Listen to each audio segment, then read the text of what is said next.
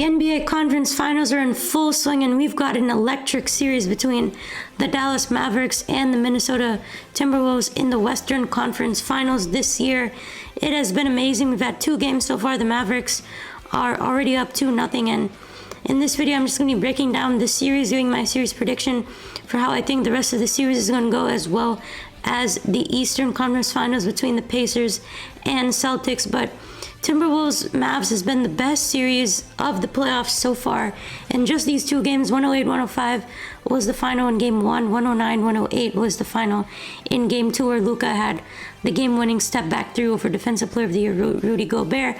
He had the put-away shot in Game 1 as well, another fadeaway jumper for 2, and he has been the clutch player. He's been the best player in the playoffs, and this has been a lot of fun to see Luka show why he's one of the best players we've seen recently.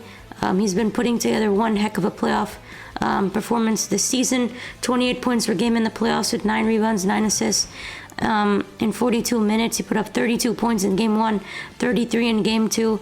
He had close to 30 in almost every first round game. And then you look at the other side, the Timberwolves. I'm so excited to see them here. They're such a fun team to watch. Big fan of Anthony Edwards and what he's doing with the T-Wolves. He's been a superstar and been a lot of fun to watch.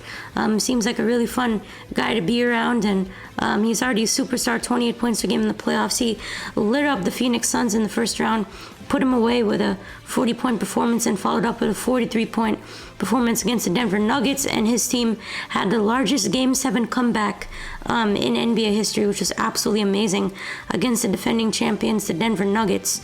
And this series will be fantastic, but here is my prediction for how it's going to go. I have the Mavericks winning this in 6. They're already up 2-0, winning both games on the road. I do think the Timberwolves will win 1 game in Dallas, win Game 5 at home, but I do think the Mavericks will wrap it up in 6, just like they did against the number 1 seeded Oklahoma City Thunder. This isn't going to be a sweep. The Timberwolves have been playing great in both games. They came up just short. They're going to get a couple games in.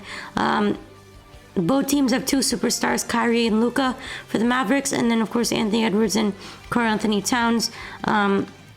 Luka and Kyrie have been terrific, been consistent in terms of getting scoring. They've showed their clutch ability in all of these games.